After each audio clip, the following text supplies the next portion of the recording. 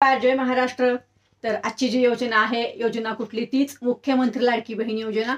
पण या योजनेवरती मी आज जे बोलणार आहे ना, ते अगदी वेगळ्या विषयावर मी तुमच्याशी बोलणार आहे। मी जसं सांगितलं होतं तुम्हाला की मला एका विषयावर बोलायचं आहे, तर तो विषय असा आहे की तुम्हाला सर्वांनाच माहिती आहे की मुख्यमंत्री लाडकी बहीण ही योजना जी आहे ती कशासाठी सरकारने राबवली होती। तर ती योजना जी राबवली होती, ही योजना आपल्याला आर्थिकरित्या सक्षम करण्यासाठी, महिलांनी आपल्या पायावर उभं राहावं यासाठी, त्यांना काही त्यांच्या माध्यमातून स्वतःचं काही इच्छा असेल की कुठला व्यवसाय करायचा असेल, त्यांच्या व्यवसायाची वृद्धी करायची असेल, म्हणजे वाढ करायची असेल।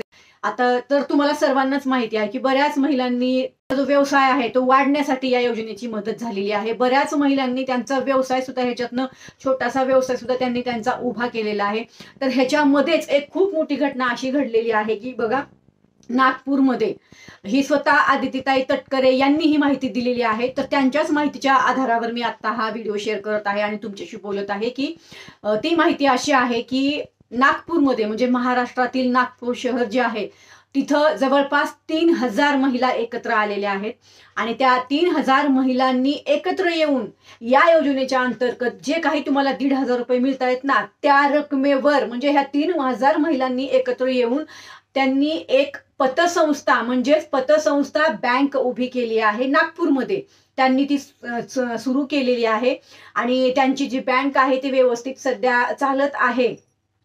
आणि आता ह्याच्यामध्ये जे आदितीताईंनी सांगितलेलं आहे, त्यांनी ते असं पण सांगितलेलं आहे की त्या आता महिला व बाल विकास जे काही आपलं हे खातं आहे, तर त्याच्याशी त्यांना जोडून घेणार आहेत, त्या महिलांना आणि त्या बँकेला। आणि त्यांना तिथून काय, यांच्याकडून म्हणजे सरकारकडून त्यांना काय सहकार्य करण्यात किंवा त्या बँकेला काय सहकार्य करता येईल किंवा वेगळ्या कुठल्या प्लॅटफॉर्मशी अजून त्यांना जोडता येईल का, त्याचा प्रयत्न सरकार या माध्यमातून करत आहे। आणि असं स्वतः आदितीताई तटकरे यांनी सांगितलेलं आहे, बरोबर?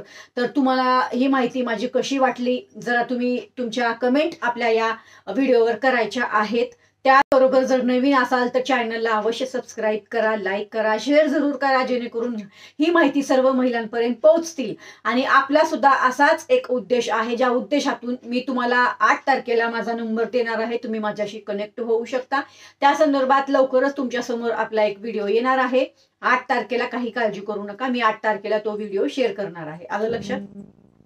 तर आता जी माहिती होती की या योजनेवरती, तर अशा जवळपास महाराष्ट्रामध्ये भरपूर महिला आहेत। तर तुम्ही कुठल्याही जिल्ह्यामधून असू द्या, मी प्रत्येक जिल्ह्यातील महिलांना हे सांगत आहे की तुमच्या डोक्यामध्ये अशी काही संकल्पना असेल, तुम्ही तुमच्या जिल्ह्यामध्ये जर महिलांना एकत्र करू शकत असाल तर अवश्य एकत्र करा। आणि मी जेव्हा 8 तारखेला नंबर देईल त्यानंतर तुम्ही मला ती माहिती देऊ शकता, मला फोन करू शकता। महत्त्वाची अपडेट आहे जी मला तुम्हाला द्यायची होती। तुम्हाला कशी वाटली ही अपडेट नक्की कमेंट करून सांगा। आणि खूप म्हणजे खूप मोठी घटना आहे।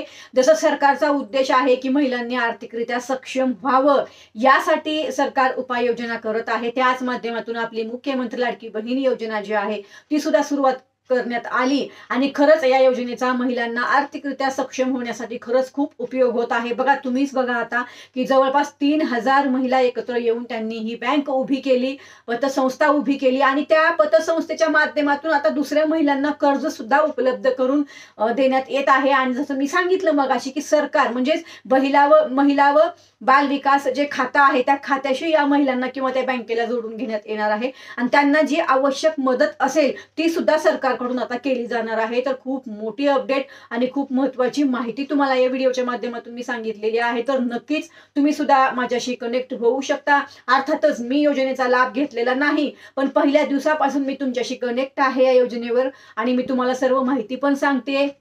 त्याचबरोबर माझा सुद्धा हाच उद्देश आहे की महिलांनी आर्थिकरित्या सक्षम व्हावं। आता मी असं नाही म्हणत आहे की तुम्ही पण सर्वांनी मिळून बँकच उभी करा, पण तुम्ही कुठला तरी एक व्यवसाय नक्कीच उभं करू शकता, जेणेकरून तुम्हाला तिथून अर्थसहाय्य मिळेल आणि तुमचा जो व्यवसाय आहे त्याची वृद्धी पण होईल। आता ह्याच्या अंतर्गत एखादी महिला काही करू शकत नाही, पण तुम्ही 5-6 महिला मिळून, 10 महिला मिळून, 15 महिला मिळून तुमच्या जिल्ह्यातल्या तुम्ही हे करू शकता ना।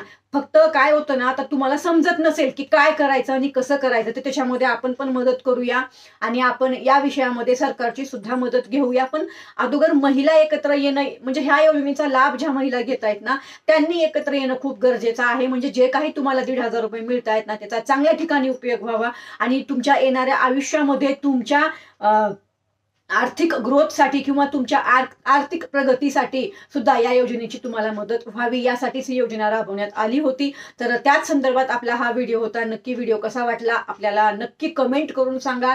जास्तीत जास्त आपल्या व्हिडिओला शेअर करा आणि चॅनलला सबस्क्राईब सुद्धा करा.